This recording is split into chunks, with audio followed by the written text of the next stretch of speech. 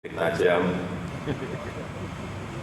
ada gambar wajah saya yang unik-unik, yang aneh-aneh di sampul media, di sampul majalah, di media sosial, ramai sekali, aneh-aneh, tapi tidak apa-apa, tidak ada masalah buat saya. Tapi cucu saya ada yang komplain. Mbah, manggil saya kan Mbah, baca aja Mbah kok jadi gambar jelek banget. Ya, itulah. Ini bagian dari penghormatan saya atas kebebasan pers, kebebasan berekspresi, dan kebebasan berpendapat. Bapak Ibu insan pers sekalian, pemerintah menyadari berbagai tantangan yang dihadapi oleh insan pers di era digital. Oleh karena itu, pers terus berupaya oleh sebab itu, pemerintah terus berupaya untuk mendukung ekosistem pers yang adaptif dengan tetap menghormati kebebasan pers. Seperti yang sudah saya sampaikan pada peringatan Hari Pers Nasional tahun lalu, jurnalisme berkualitas dan keberlanjutan industri media konvensional menjadi perhatian penting pemerintah, dan ini yang dinanti-nanti. Setelah sekian lama, setelah melalui perdebatan panjang, akhirnya kemarin saya menandatangani peraturan Presiden tentang tanggung jawab platform digital untuk mendukung jurnalisme berkualitas, atau yang kita kenal sebagai Perpres Publisher Rights. Prosesnya memang sangat panjang, banyak perbedaan pendapat, dan saya tahu ini melelahkan bagi banyak pihak, sulit sekali menemukan titik temu. Dan sebelum menandatangani, saya juga betul-betul mendengarkan aspirasi dari rekan-rekan pers. Aspirasinya tidak benar-benar bulat. Ada perbedaan aspirasi antara media konvensional dengan platform digital.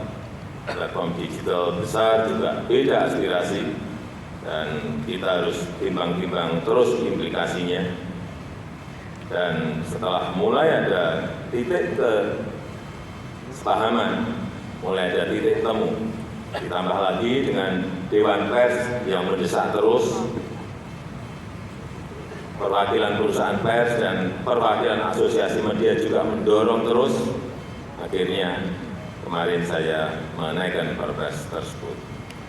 Bapak Ibu yang saya hormati, perlu saya ingatkan tentang semangat awal dari Perpres ini. Kita ingin jurnalisme berkualitas, jurnalisme yang jauh dari konten-konten negatif, jurnalisme yang mengedukasi untuk kemajuan Indonesia. Kita juga ingin memastikan keberlanjutan industri media nasional. Kita ingin kerjasama yang lebih adil antara perusahaan pers dan platform digital. Kita ingin memberikan kerangka umum yang jelas bagi kerjasama perusahaan pers dan platform digital. Perpres ini sama sekali tidak dimaksudkan untuk mengurangi kebebasan pers. Saya tegaskan bahwa publisher rights lahir dari keinginan dan inisiatif insan pers. Pemerintah tidak sedang mengatur konten pers. Pemerintah mengatur hubungan bisnis antara perusahaan pers dan platform digital dengan semangat untuk meningkatkan jurnalisme yang berkualitas. Kemudian perlu saya ingatkan juga tentang implementasi Perpres ini. Kita masih harus mengantisipasi risiko-risiko yang mungkin terjadi, terutama selama masa transisi implementasi Perpres ini. Baik itu perihal respon dari platform digital dan respon dari masyarakat pengguna layanan.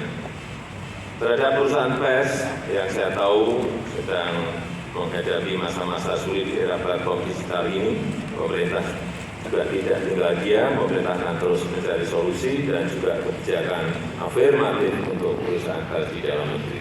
Saya juga meminta Menkominfo agar memprioritaskan belanja iklan pemerintah untuk perusahaan pers.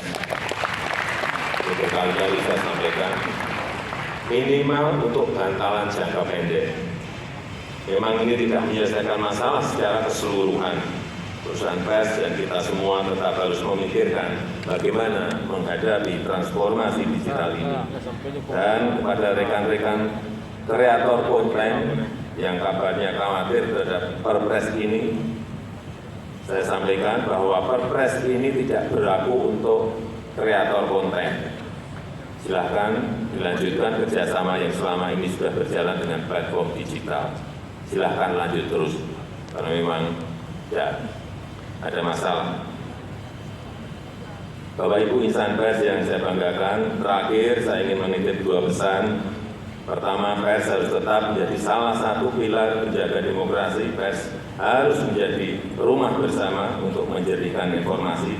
Beritakanlah fakta-fakta apa adanya, tapi bukan mengada-ada, bukan asumsi-asumsi, bukan seolah-olah ada. Yang kedua, saya sangat berharap perusahaan pers dapat memikirkan langkah-langkah konkret dan strategis, terus melakukan inovasi agar adaptif dalam merespon perubahan zaman, mampu berdiri tegak secara mandiri di tengah gempuran persaingan global.